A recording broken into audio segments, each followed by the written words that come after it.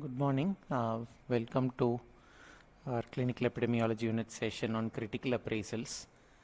So it has been a while that we have covered the primary study designs. So we thought it will be a good time to refresh some of the basics again.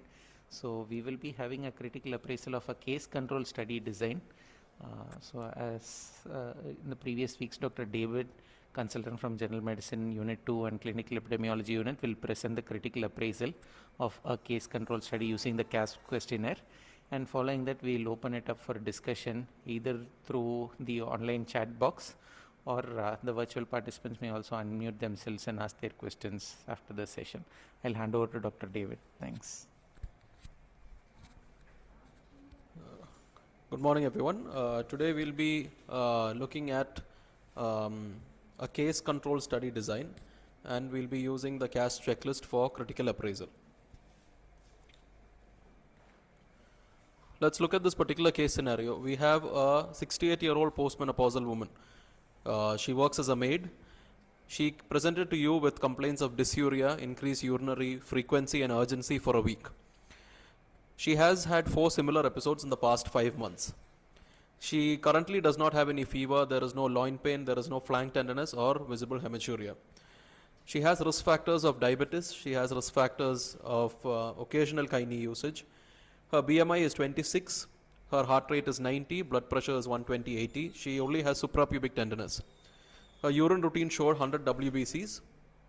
And when you inquired about the prior history of her supposed presentations with UTI, she says that 2 episodes were treated empirically with antibiotics. Urine routine showed pyuria in one of the episodes. Cultures were not sent or were inconclusive. She reports some partial improvement after antibiotics, but symptoms recurred after few weeks. So in short, this is a 68-year-old elderly woman with few comorbidities who's come to you with lower urinary tract symptoms, with history of recurrent episodes in the past 5 months. The clinical question that we would like to answer is she at risk of developing bladder cancer due to her repeated episodes of urinary tract infection? Now for this we've used a case control study. Before we move into that particular study, we'll just look at what a case control study is. So case control is basically a study design that compares patients who have the disease or the outcome of interest, which we will label as cases, versus patients who do not have the disease or the outcome, who we will label as controls. And then we will look back retrospectively to compare how frequently the exposure to a risk factor is present in each group to determine relationship between the risk factor and the disease. So let's say in our particular case scenario that we looked at, what would be the outcome? The outcome would be bladder cancer. Or who would be the cases? Patients who have recurrent UTI. And the controls would be patients who don't have a recurrent UTI. So we are looking back from the patients who have had the outcome to see whether who has the exposure or the risk factor. So this diagram explains it. So we know we are looking backwards retrospectively. We are looking at patients who have developed the outcome versus patients who don't have the outcome. And then we see who has had the exposure. The exposure in our case is recurrent UTI. The outcome in our case is bladder cancer. Now what are the advantages of this particular study design? It's good to study, it's useful to study rare conditions or diseases. As we know, a cohort study is a prospective study design where we look from the exposure to the outcome. But if the outcome is a rare outcome, then you might be studying many number of patients over a long period of time without having adequate outcomes. So for rare outcomes, this is a good study design. In this case, bladder cancer is a rare outcome. So we would prefer to look from bladder cancer retrospectively to see who all had recurrent UTIs. Also it would take less time to conduct the study design. If we are looking prospectively, we would be looking at many years of the study going on before we would reach reasonable outcomes. But here we would look at retrospectively from the bladder cancer diagnosis to see who had the UTIs. It also helps us look at multiple risk factors. So if we assume that bladder cancer has other risk factors in terms of diabetes or some environmental exposures, this will help us study those other risk factors as well in this particular study design. However, it is useful as an initial study We all know that in the evidence pyramid, this does not come at the highest. You would definitely want an RCT or a better study design to prove causation. This is just to establish an association as an initial study. Now coming to the disadvantages. Now we already discussed that this is a retrospective study design. So we are relying on, if we are interviewing patients to see how many recurrent episodes they had, we are relying on their recall. So who do you think will be more likely to recall whether they had a recurrent UTI? Or let's assume another example. We'll take this example. This is a mother who has a child with congenital malformations. This is the classical example. Another mother who has a normal child. If we were to ask about teratogenic drug exposure in this particular example, who do you think would remember such a drug exposure? The mother who had a child with malformations would be more likely to recall a teratogenic drug exposure than someone who has a normal child. So in other words, the exposure could appear more common among cases, but that does not necessarily mean that the exposure truly differed, but it could be a recall bias. So that's a classical example to explain what a recall bias is. Now this is if you are interviewing patients to retrospectively see what they recall as their exposure. But if you are looking at a lot of case control studies, look at health records, in which case we are looking at what all exposures are documented. In that case, this bias would not come into play because we are not relying on people's memory to recall what their exposure is. Now, I already said that we would look at health records, but again, biases can creep in depending on how complete those health records are. If we are looking at bladder cancer, we are looking retrospectively, look at multiple risk factors. Few risk factors may not be documented because patients may not have come as frequently to the healthcare to document all their risk factors. So there can be some inherent biases. Also, when we are looking retrospectively, we can look at hospital records, we can look at public health records. So the population of hospital patients could differ from the general population. So if we are looking at a hospital-based data, can we apply that to the general population? May not be possible. So generalizability becomes an issue. Now we cannot say that this is the incidence of bladder cancer in the population because we are not looking at incidence or prevalence. We are looking retrospectively from the diagnosis to see risk factors. Now in this, we all know in a randomized control trial, we randomize to ensure that known and unknown confounders are taken care of. But in a case control study, we are trying to match with known confounders. For example, in our case, for bladder cancer, if we are looking at recurrent UTIs, to truly determine if there is a difference between recurrent UTI or if recurrent UTI is a risk factor, we would like to balance out the other risk factors, which we think could be a cause for bladder cancer. What could be some other risk factors in causing bladder cancer? Nishitri, can you think of some risk factors which can cause bladder cancer?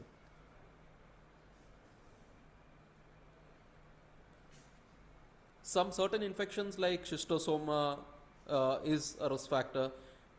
Let's assume that patients had environmental exposures, heavy metal exposures. That could be a risk factor.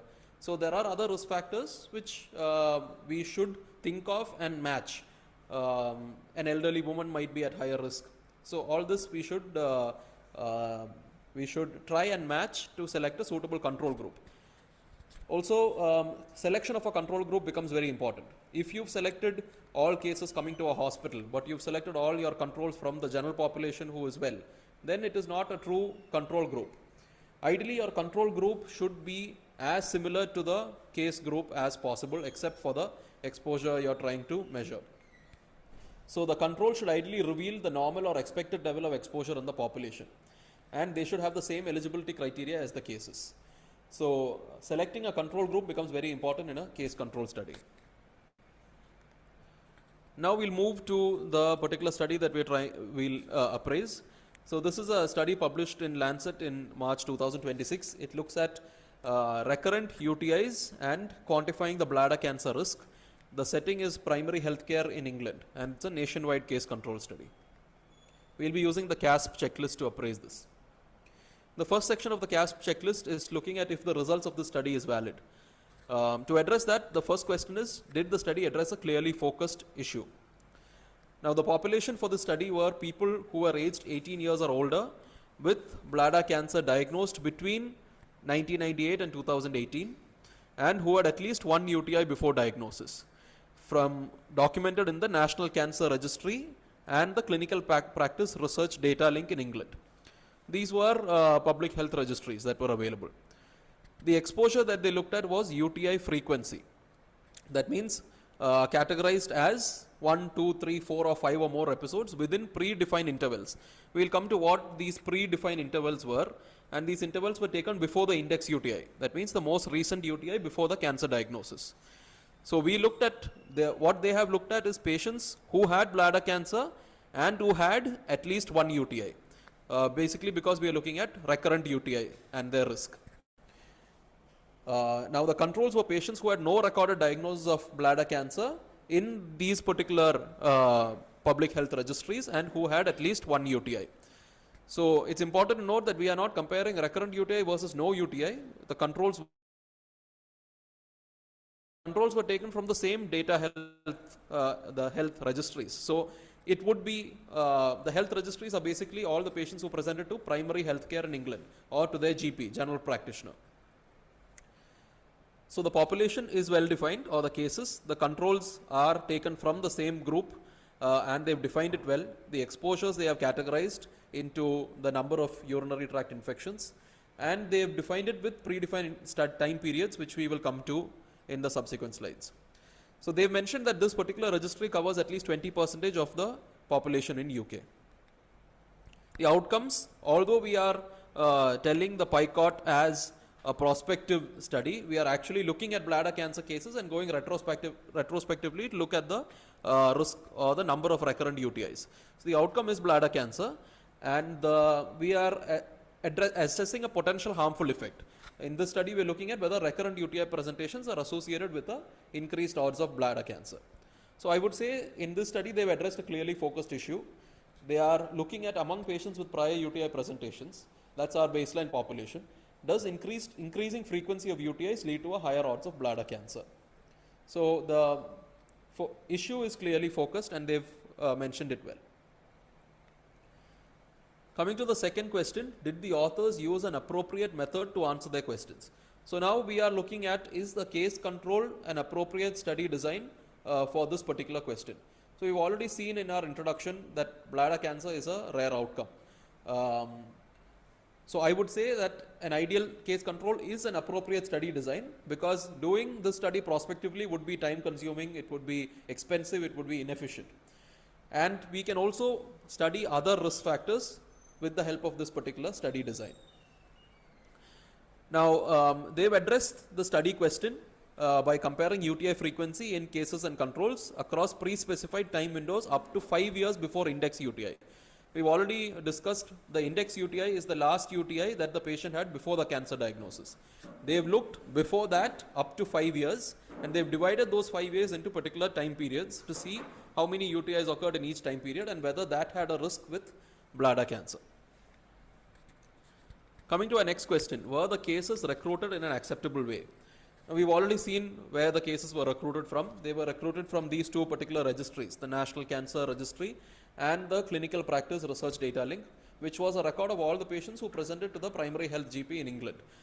So I would say it is recruited in an acceptable way.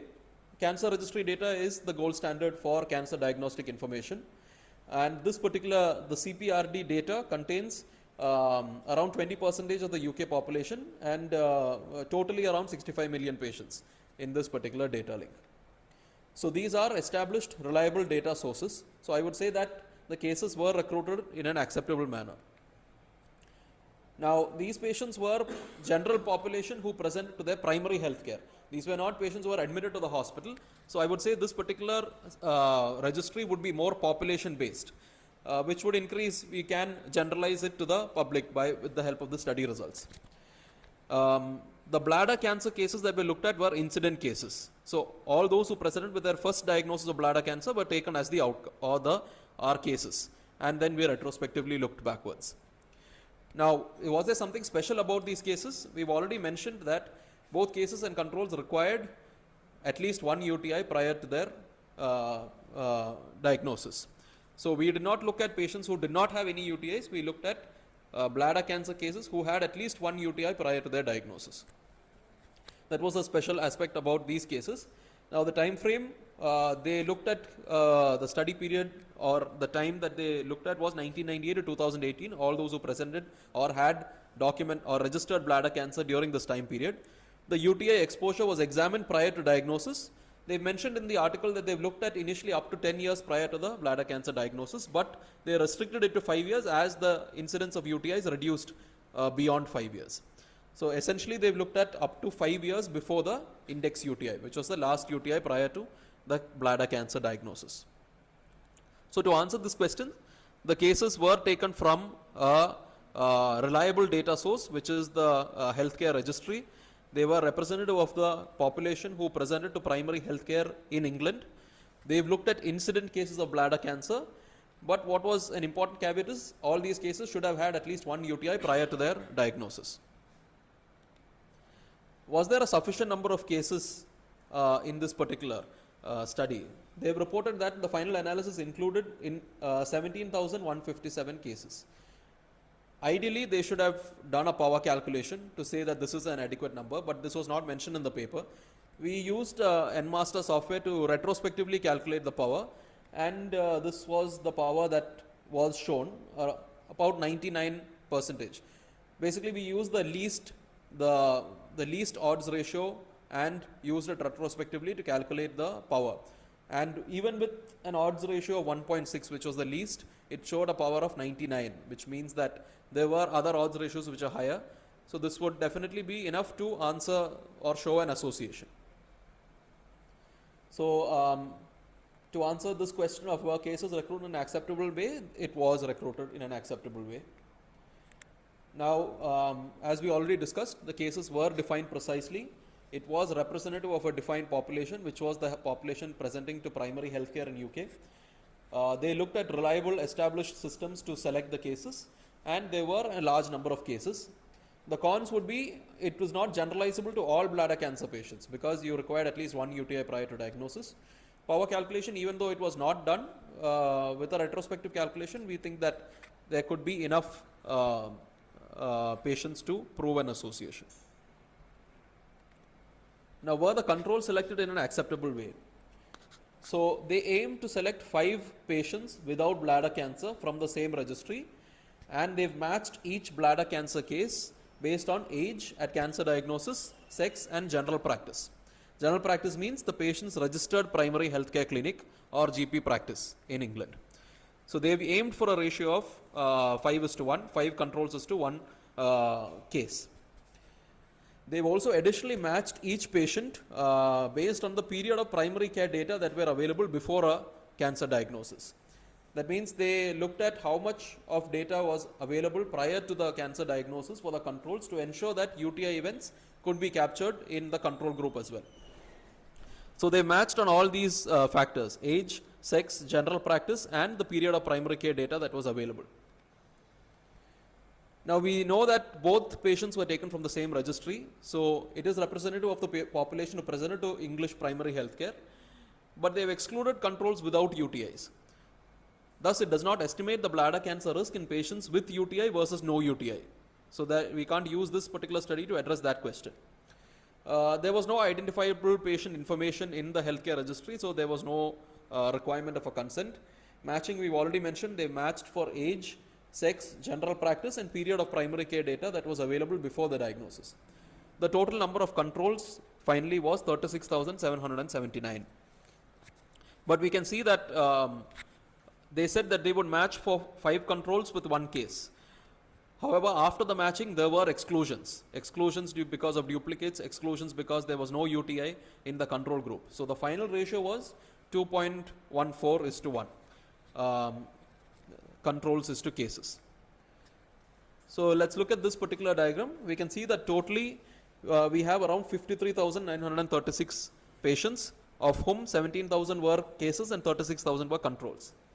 We started off with 17,000 bladder cancer cases. They matched it to around each case to 5 controls. That will come to around 87,000. But subsequently they excluded 7,513 duplicates, after which they excluded 42,000 with no UTIs, and they had subsequently 55,000 cases, and then they excluded all the patients who had a UTI more than 5 years after their index UTI. So after all these three exclusions, we've reached at totally of 53,000 cases, and the control is to case ratio was around 2:1. So the pros are controls were taken from the general population or the general database that was used to take the cases as well. It was matched to cases based on age, sex, based on the period of primary healthcare data that was available. The cons are it is not generalizable to all patients who do not have a prior UTI, as these patients have been excluded. Now coming to the next question, was the exposure accurately measured to minimize bias? So let's look at this particular question. Or what is the exposure in our particular study? Our exposure is recurrent UTI. So we want to know if UTI has been captured well.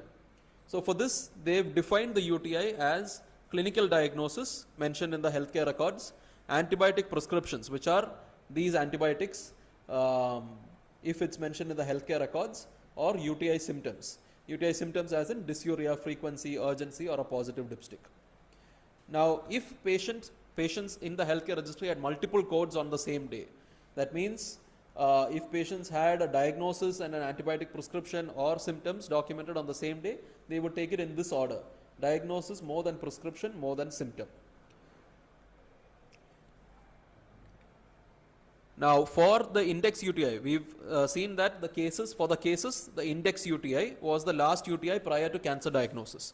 And for controls, the index UTI was the last UTI prior to the matched cases diagnosis date. So they've defined this well.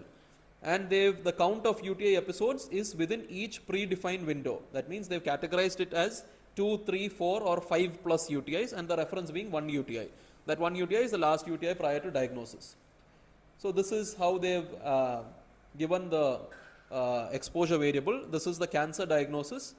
Prior to this, the purple box is the index UTI or the last UTI prior to cancer diagnosis.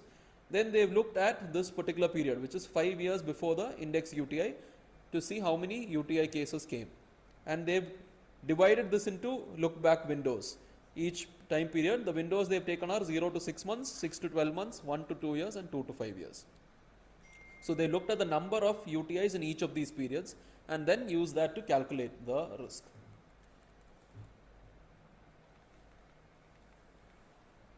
Now,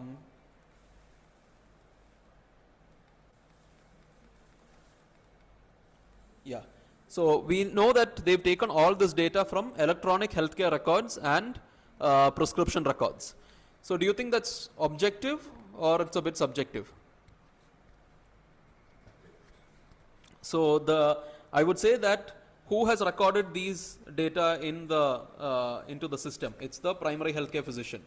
So it's subjective depending on the primary healthcare physician's judgment, as there were no objective urine culture reports taken to validate that it was a UTI. So I hope that is clear. Whatever is documented in the electronic healthcare records is documented by the primary healthcare physician, who has documented based on the diagnosis, clinical diagnosis, and antibiotics would have been prescribed, and they would have also documented the symptoms. But there is no objective urine culture reports. We've seen in our OPD patients who come with lower urinary tract symptoms, who you have done a urine routine, they may have around 25 to 30 WBCs. If they are clinically diagnosed fitting in with a cystitis, you might give them antibiotics for 5 days. But is it actually a urinary tract infection? Ideally, you would need a culture. But that was not required in this. Now, how did they document this? These are the terms that they've used. They've used the SNOMED term to document. These are the diagnosis. For diagnosis, they've documented urinary tract infection, cystitis, pyelonephritis, recurrent UTI. So they've documented all this in their healthcare database. And these are the symptoms: dysuria, painful urination, painful micturition, urgency, polyuria, suprapubic. This is how they have documented in their database. Now, are these codes actually representative of UTIs? Who decided that? So they have taken the help of 2 experts. One was a general practitioner who they mentioned has 15 years of clinical experience in English primary healthcare, and then he could consult with another senior general practitioner They looked at prior studies to see how UTIs were coded, and then they decided that okay, all these UTIs all these codes can be considered as probable UTI. Now the measurement methods were similar in cases and controls. Both were measured from the same healthcare database.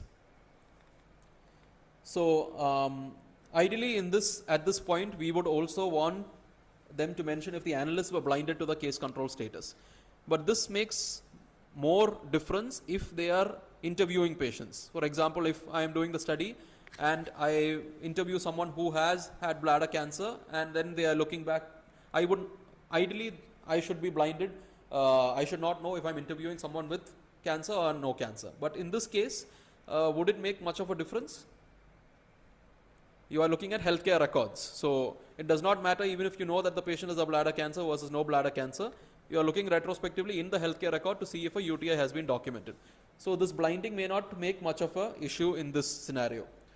Now, did the exposure precede the outcome? Yes, we are looking at bladder cancer outcome and we are looking retrospectively to see the exposure, which is a recurrent UTI. So to answer this question, I have mentioned this as not very sure because the UTI is not objectively documented in terms of urine culture. So there is some discrepancy, although they have tried to address it saying that clinical diagnosis would get preference over just having symptoms in order to diagnose a urinary tract infection.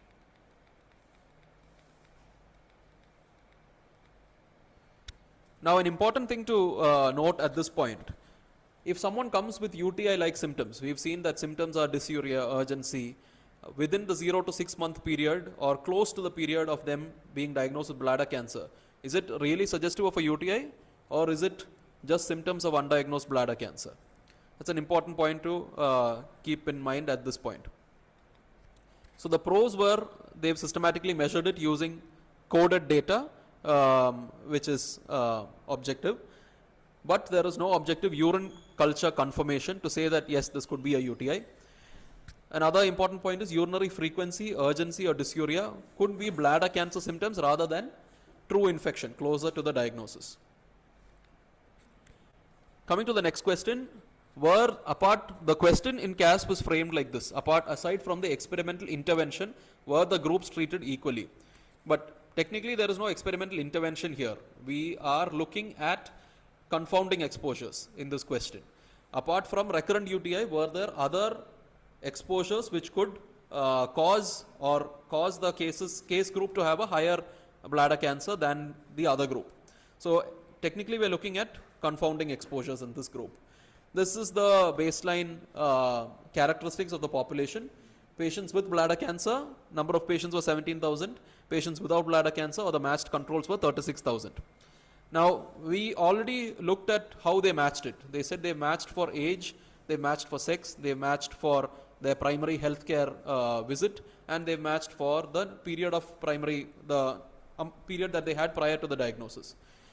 But if you look at this, the number of males were 58% in the patients with bladder cancer, but only 46% in the patients without bladder cancer. This can be explained by looking at the table. We saw that they had matched 5:1, but then subsequently there were a lot of exclusions. There were exclusions for duplicates, there were exclusions for not having a UTI, there were exclusions for having a UTI more than 5 years. So ultimately at the end of it, the ratio was only 2:1. So there could have been some, it may not have been as well matched as what they had hoped it to be.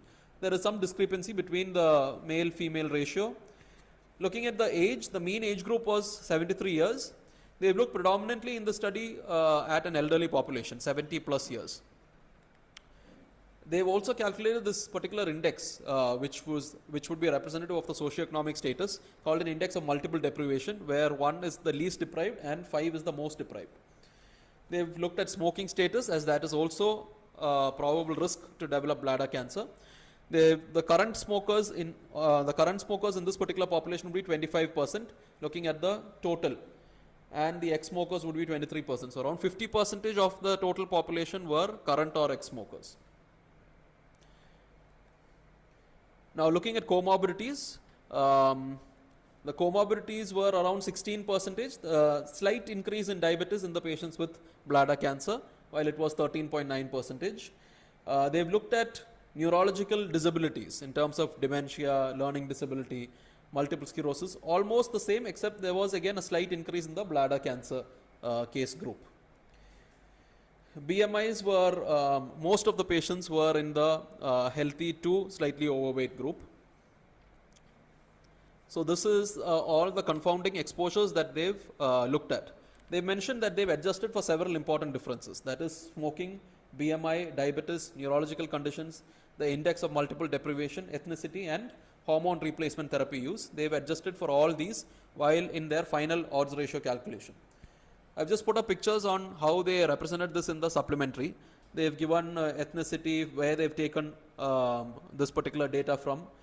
They've looked at all these data, index of multiple deprivation, smoking status, BMI, comorbidities, and hormone replacement therapies. They've categorized it. They've given how they have mentioned this in the particular supplementary. Now, we know that there could be other risk factors. When we spoke about selecting a control group, what was most important is we should select a control group which is as similar to the case group as possible, and then we should match it for all known confounders.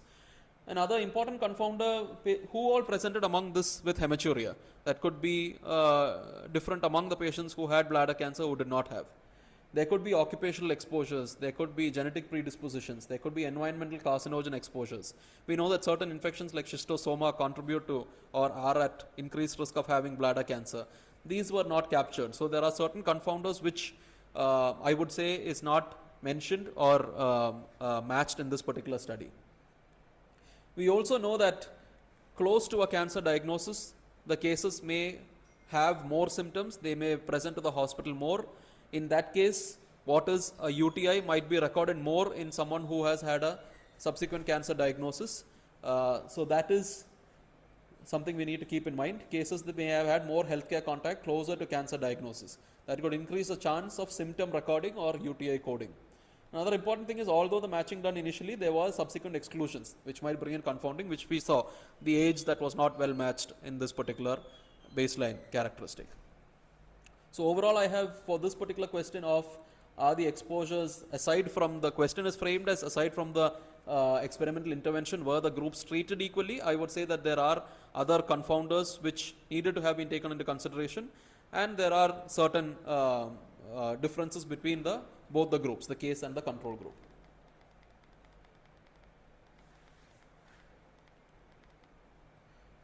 Coming to the next question, have the authors taken account of potential confounding factors in design and analysis? I would say yes, within limitations. We've seen in the design they have tried to match for all these particular characteristics: age, general practice, sex, primary care data, but there are other parameters which they have not matched for. In the analysis, I would say that they have done multiple steps to ensure that confounding is less. So one is they've used a conditional logistic regression. That means they have compared each case with its matched control. They've also looked at univariable and 3 multivariable models. Multivariable models are mainly to assess the robustness to adjustment to different covariates. One of which was they adjusted for ethnicity and this index of multiple deprivation. The other one was a clinical model where they adjusted for BMI, smoking status, comorbidities, and there was the combined model where they adjusted for both of these. So they've done these multivariable models to check the robustness of the results. Now UTI frequency, as we've already seen, is entered as a categorical exposure. They've looked at 2, 3, 4, 5 plus. They've looked at this to allow for non-linearity, assuming that the risk would jump exponentially in the 5 plus group, and to look at the dose response assessment. We look at this when we come to the results.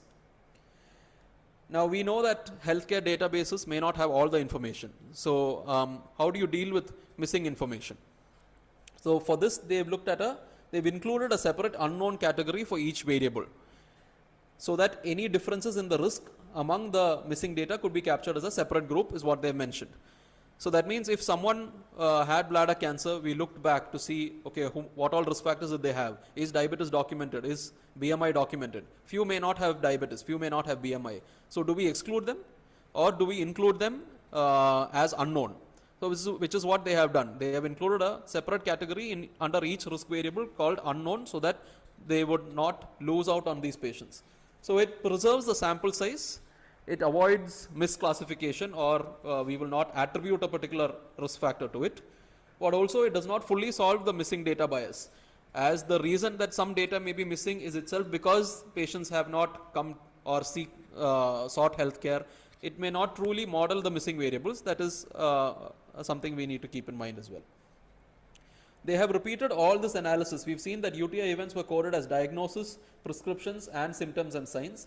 So they've repeated all the analysis separately for diagnosis, prescriptions, and symptoms and signs, and combined as well.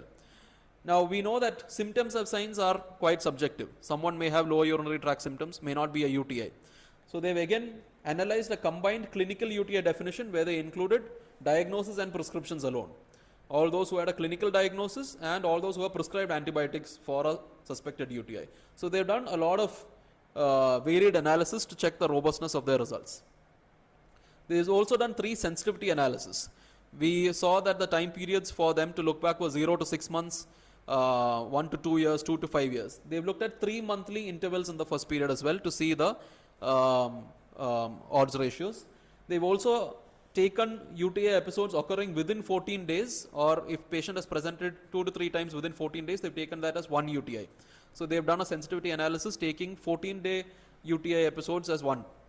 They've also additionally repeated the main analysis stratified by sex. We'll just have a look at all these once we come into the results. So overall, before we look at the results, let's look at the validity. The pros are, they looked at a clearly focused issue. The study design was ideal because bladder cancer is a relatively rare outcome. The population was representative of patients presenting to England's primary healthcare. They have done matching for select variables, and they've also taken into account confounding factors in the design and analysis. Other disadvantages would be they're not looking at patients with, not comparing with patients with no UTI. The comparison is patients with at least 1 UTI. The patients presenting outside the capture systems, that means patients, we know in our example, patients may not always come to a primary healthcare center or may not always come to a hospital to seek treatment. They may go to a pharmacy and take over-the-counter antibiotics for symptoms. So patients who presented outside these capture systems or patients who did not present to England primary healthcare were not included. Exposure misclassification is possible. That we've seen that UTI, which is the exposure, could have been misclassified. Patients who just had lower urinary tract symptoms without a UTI could have been coded as a UTI. So it's not an objective urine culture confirmation for a UTI. They have missed certain confounders as we've already discussed, hematuria, environmental exposures. There is a recording bias, which is, we've already seen that patients who have a bladder cancer nearer to the diagnosis of bladder cancer may visit a healthcare facility more, and urinary irritative symptoms may get recorded as UTIs again. So there could be a recording bias. Now, taking into consideration all these factors, let's look at the results of this particular study. We are looking at these questions. Was the exposure effect large? And was the estimate of the exposure effect precise? Looking at these results, we look at the fully adjusted main analysis. They've adjusted for ethnicity, deprivation, BMI, smoking status, and comorbidities, and use of hormone replacement therapy. Now, these are the 6. Our comparison is 1 UTI, and we are looking at subsequent 2, 3, 4, and more than or equal to 5 UTIs. In the 0 to 6 month period before the index UTI, we can see that the odds ratio of more than or equal to 5 UTIs is 13.05, which ranges from 11.6 to 14.68. And across the adjusted analysis, we've already discussed, they've done analysis taking UTI, only the diagnosis codes, only the prescription codes, and only the symptoms or signs codes. And also combining diagnosis and prescription codes.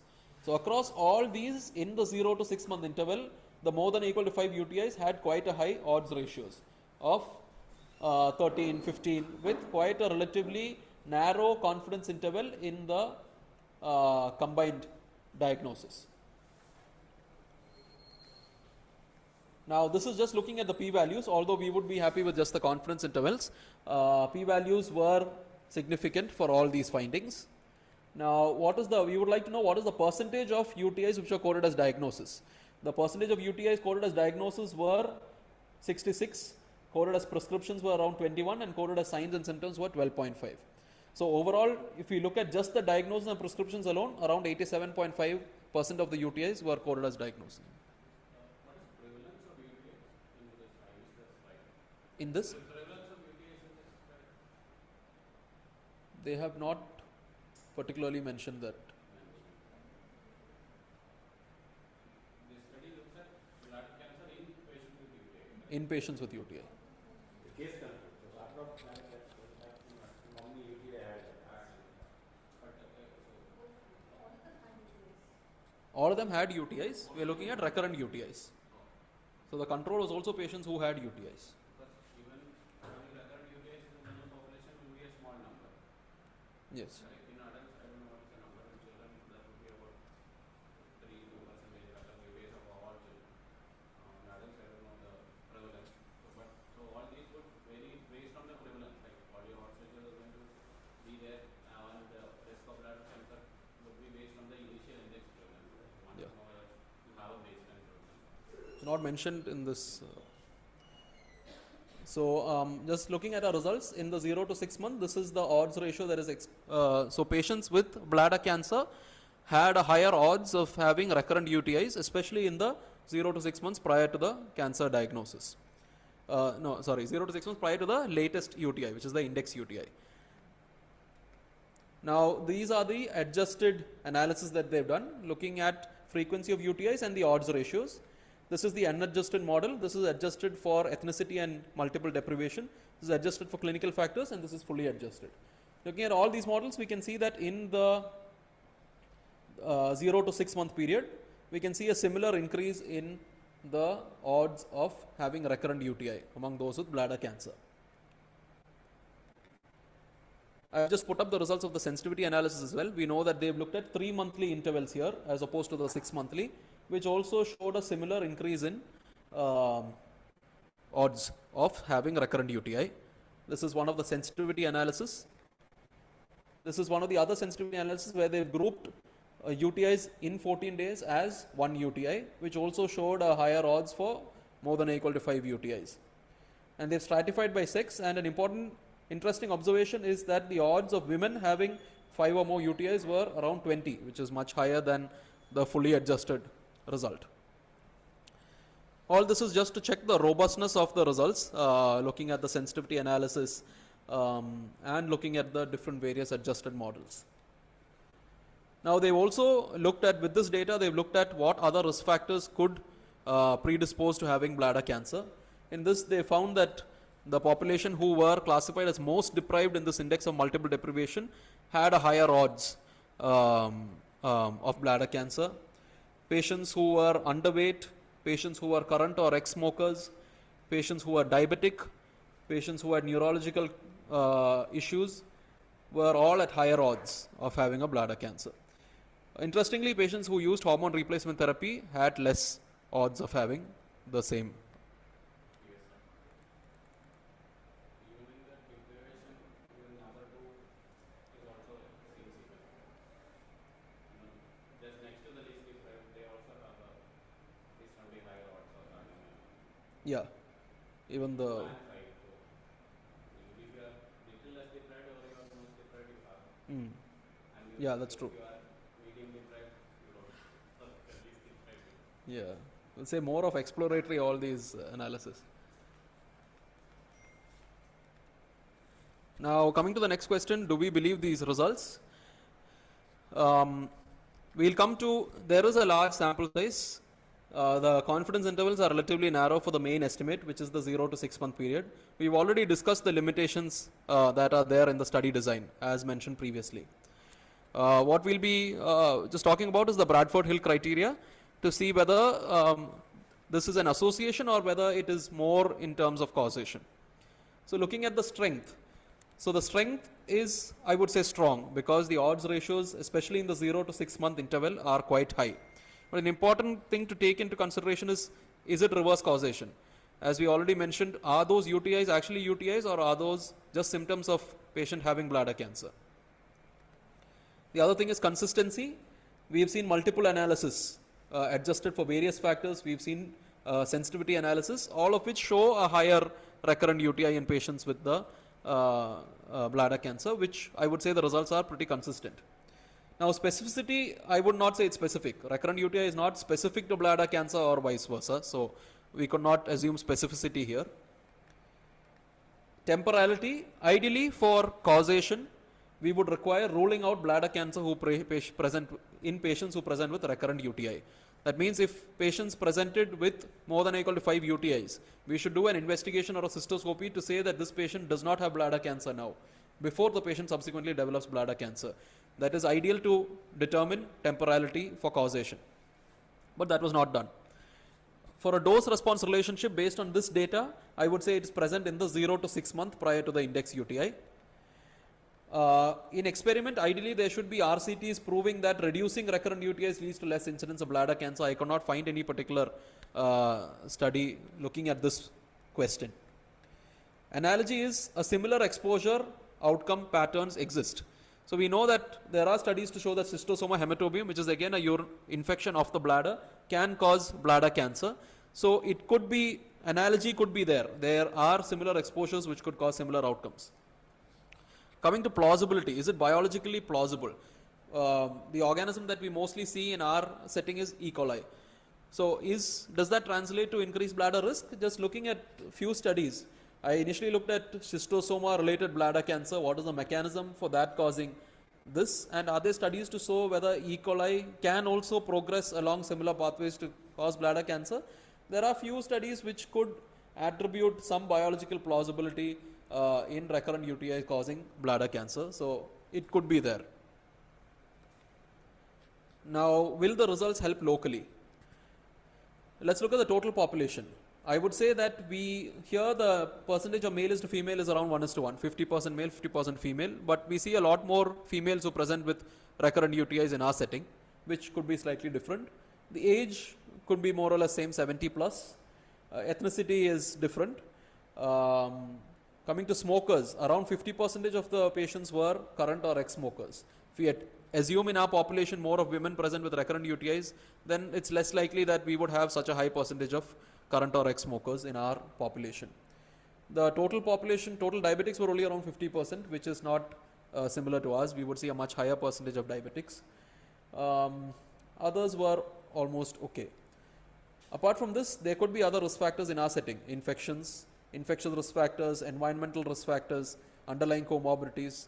So I would say there are some concerns in applying to our local setting. Now, does this study fit with other available evidence? So try to look at other available evidence. There are few studies, one looking at urinary tract infections and risk of squamous cell carcinoma, but this again looked at UTIs and not recurrent UTIs. So does not completely fit with our study.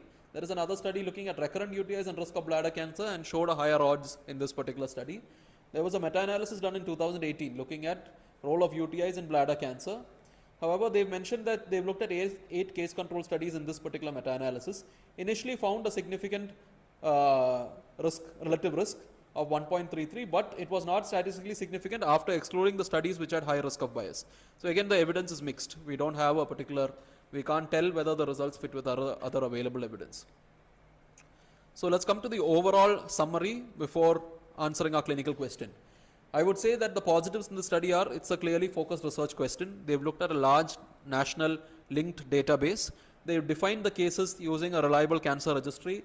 The controls are taken from the same primary healthcare environment. They've matched on certain important variables. They've done conditional logistic regression. They've also adjusted for several clinical and socio-demographic confounders. And the main result is large, precise, and quite robust after all the multiple analysis. So we could say that we'll come to that in a bit.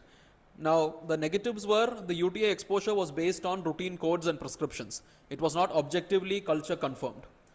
The UTI-like symptoms could represent early cancer symptoms. There could be some exposure misclassification. Other confounding factors like hematuria, environmental exposures were not examined.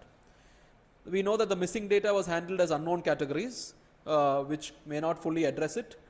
It was restricted to patients with at least one UTI. Thus, it does not estimate the bladder cancer in the entire population. And it may not be directly applicable as our healthcare setting is slightly different. Other unknowns are a power calculation, but we've looked at that. We've also known that analyst blinding may not have been essential in this. So coming to what did this study tell us? Our clinical question in this particular case is a 68-year-old woman who presents with recurrent urinary tract symptoms, who has been treated as a UTI with no culture confirmation and who currently has some pyuria. she wants to know if she is at increasing risk of developing bladder cancer due to these repeated episodes. But what did this study show us? It's a case control study. So this study told us that patients with bladder cancer had a much higher odds of having 5 or more recent UTIs. So is the reverse same? Can we say that having 5 or more recent UTIs is at a risk of developing bladder cancer? So to see this question, in other words, does exposure odds translate to outcome odds? So what is the exposure odds in this question is, are patients with bladder cancer more likely than controls to have recurrent UTI, which is what we looked at in this study. So using a 2x2 table, I'll ask the interns if they can help out with this. So this table is self-explanatory. Patients with recurrent UTI and no UTI, patients with bladder cancer and no bladder cancer. So what do you think is the odds of someone with bladder cancer having recurrent UTI? A by C. Odds means someone, okay, let's come to odds of recurrent UTI among the cases by the odds of recurrent UTI among the controls. That is the odds ratio. So odds means A by C, not the risk, it's the odds. So odds of who had it versus who didn't have it. So it's A by C by B by D. That means those among the bladder cancer group who had recurrent UTI versus among those in the bladder cancer group who did not have recurrent UTI, divided by those in the controls who had recurrent UTI by those in controls who did not have recurrent UTI. So what is the final, this thing is AD by BC, yes, A by B, A by C by B by D. Now this answers the exposure odds. Were patients with bladder cancer more likely than controls to have recurrent UTI? Now what do we want to know? We want to know outcome odds. Are patients with recurrent UTI more likely to develop bladder cancer? Well, let's look at this table. What do you think the outcome odds are? Among patients with recurrent UTI, what is the odds of having bladder cancer?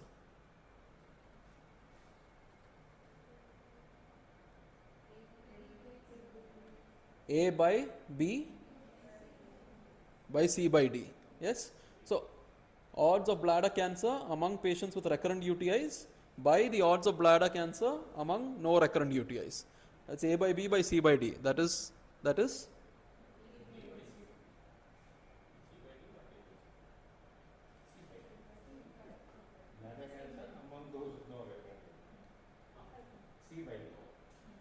so that's also AD by BC. That means the exposure odds ratio is equal to the outcome odds ratio. So we can say that based on this study, which is technically looking backwards, looking at bladder cancer and the risk of recurrent UTI, we can assume the reverse, which would mean that patients with recurrent UTIs within 6 months had a higher odds of developing bladder cancer as opposed to patients with only one UTI, which was our reference group. So this is the clinical question that the patient wants to know. Is she at risk of developing bladder cancer? That's a mathematical explanation on how exposure odds and outcome odds are the same. Now, what did our patient want to know? Our patient wanted to know risk. Does odds translate to risk? Is another thing we would like to know. So, does a higher odds translate to a higher risk? So, let's look at this particular diagram. In this particular population of exposed is patients with recurrent UTI, and the red is affected. That means those who had bladder cancer. What is the relative risk among patients in this group? 2 patients had bladder cancer among the entire 100 who were exposed to recurrent UTIs. That means the risk in that group is 2.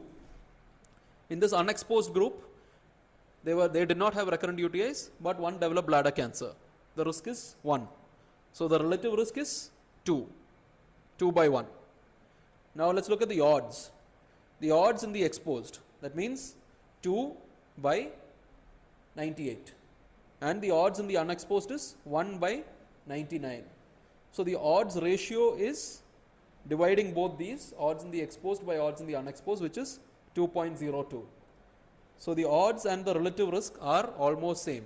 But when is it same? When the outcome is rare. Now if we look at a common outcome, wherein 40 were affected but 60 were unaffected, the relative risk is 40% and the risk in the unexposed group is 20%. The relative risk is 2. But if you look at odds in the similar, odds in the exposed is 0.67 by 0.25, and the odds ratio is 2.67. So you can overestimate, the odds ratio can overestimate the risk in patients where the outcome is more common. So you can say odds ratio can be similar to relative risk if the outcome is rarer. So that's another explanation of does higher odds translate to higher risk. Now this is just an extrapolation to absolute risk. Using a method, we can say that the control event rate in that particular table that we saw, result table, was 23.7%. The odds ratio for more than or equal to 5 UTIs was 13.05. Using certain mathematical calculations, you could say an absolute risk increase of 56.5, but this is purely more exploratory. So that would mean that among that 0 to 6 month period prior to the last UTI, prior to cancer diagnosis, if 100 patients had one UTI, then 24% of them would be bladder cancer cases. But if 100 patients among that same group, if there were patients who had more than 5 UTIs, then there would be 80 bladder cancer cases. So in that case, the number of extra patients per 100 who would be bladder cancer cases in the more than or equal to 5 UTI group would be 56 extra patients. But this is just extrapolation to say what is the absolute risk. So coming back to our question, is this patient at higher risk of developing bladder cancer? Based on this study, we've seen what is the odds. We've seen whether the exposure odds is equal to the outcome odds. We've seen that when can we say that the odds is equal to the risk. So based on this case control, you would assume that especially in that 0 to 6 month period prior to their last UTI, having repeated UTIs has an association with bladder cancer.